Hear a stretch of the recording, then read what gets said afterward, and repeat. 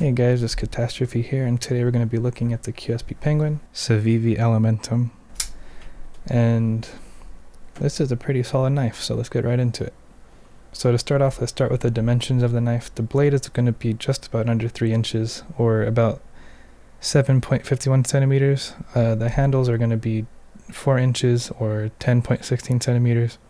The overall length being 7 inches or 17.78 centimeters.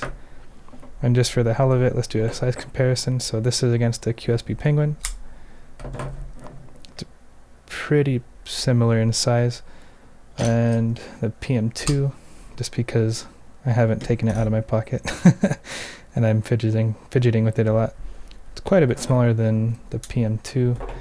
And last, let's do the Tenacious, because it's a bit smaller. That's still quite a bit bigger. But that being said, this is a pretty solid size. You can still get a 4-finger grip on it, have a nice solid grip with it. So overall, the length of this knife and how small it is and how thin it is, it's almost the size of the Penguin. It's just maybe a little bit thinner. The size is something I really like about this knife. Usually I like something a little bit bigger and a little bit heavier. This is really lightweight too. But something about this knife, it feels very, very solid, and the weight is not even an issue. It's lightweight, but very nice feeling. The weight also depends on the configuration you get. Like this one is going to be D2 and rosewood, so it's fairly light. The typical configuration I always see is the satin D2 with the G10 handles or scales, but you can get anything from like brass to S35VN. You can get Damascus, there's micarta, there's a whole plethora of options, and so the weight may vary, but the size overall is very solid. So because it's so light and thin, you're going to forget that it's even in your pocket, and that's something I really appreciate, because there's some knives, like, I mean the PM2, you can't ever forget that thing, that massive thing is in your pocket. But something like this, it's going to be very pocketable, especially with this deep carry clip. You're not even going to see any part of this knife once you put it in your pocket, and the clip retention, pretty damn solid. So, I mean, overall, the outside, the construction, the feel of it, the finish of it, it's 100% solid. On the topic of the pocket clip, it does have a bit of like a rounded off edge right there, so it is going to feel a bit better in your hand when you're clamping down or using it for longer or extended cutting sessions, whatever you may be cutting. But I have once or twice gotten something cut under there, and it kind of like got caught on the clip. It's not a big deal, but I actually do prefer having the rounded edge, just because of the way it will feel in my hand a lot. It'll feel a lot better in my hand overall than something like the Penguin, where it's just straight up and constantly presses into your palm. The flipper tab is pretty tiny. I was kind of worried about it because it was so tiny. It barely catches my finger, but there's pretty solid jimping. Let's see if I can get that. I'm not. So it's pretty solid jimping. So, I mean, even though it's tiny, you're not going to slip off it or anything. The action on this knife, it's pretty damn good. This knife starts at around $50, and considering it starts at around $50, it has caged ball bearing washers, so the action is going to be pretty solid. It's not quite drop shut, as you can see. You have to kind of get it down there, but the action, it's flawless. I love the action on this knife. It's probably one of my favorite actions on any budget knife, probably, like, honestly top 3. The detent on this knife is also pretty solid too. You're not going to accidentally fire it off in your pocket, but it's strong enough to be reliably deployed, and that part of that is also the ball bearing washers. The washers make it so smooth. It's opening and closing. It's honestly a pleasure to use. There are different styles of blade you can get. Like I've seen Tonto ones. This one's the drop point style. It is a thinner blade, as you can see. It's super slicey. It's really thin on the edge. What I really like about this one over the Penguin too is you can hold it back here for like a more standard grip, or you can grab it a bit up here and get way choked up for more precise cuts.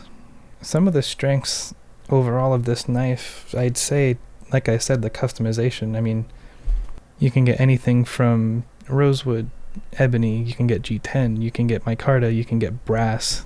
There's a whole plethora of colors and options you can get with this knife, and Flytanium actually recently put out titanium scales for this knife and they look clean. I really want to get those titanium scales with the S35VN version. That'll be that'll make me pretty happy.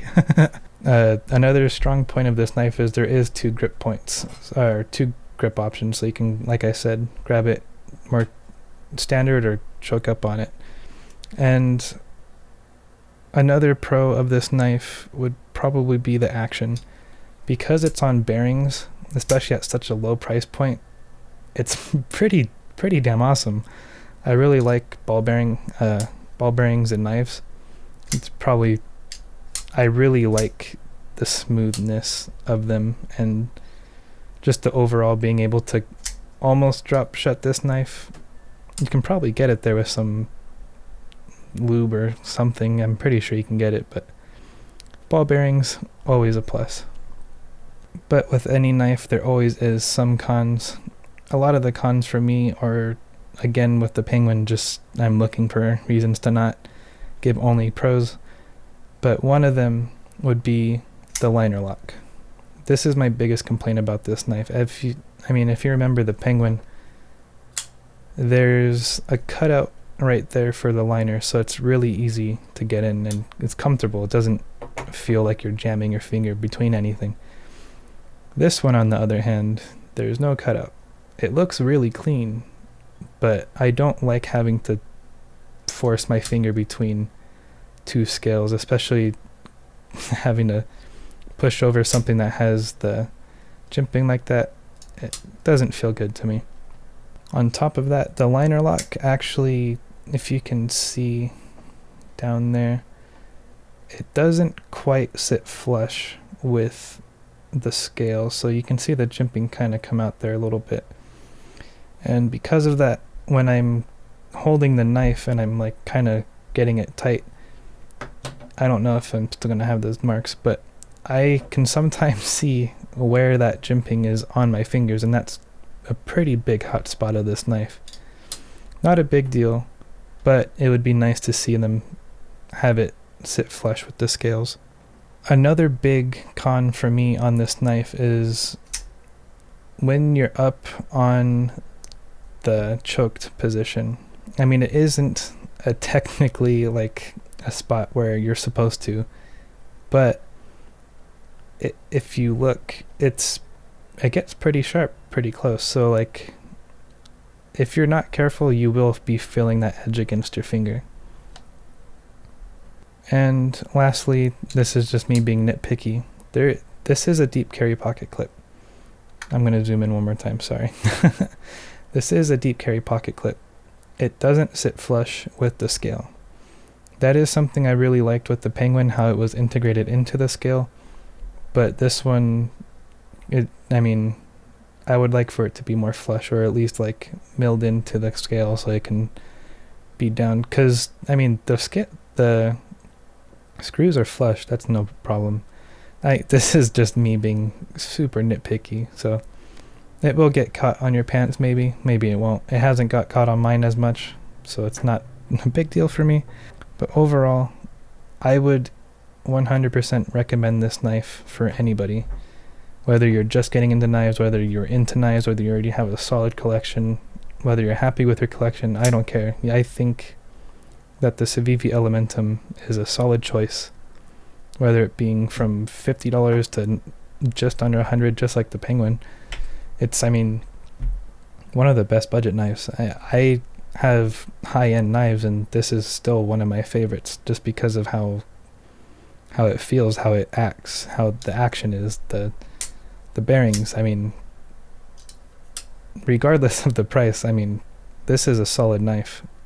If you're looking for customization, I mean, you can't be super custom, but there's a whole variety of colors and blade steels and blade options and colors for the scales and the blade, Damascus, everything.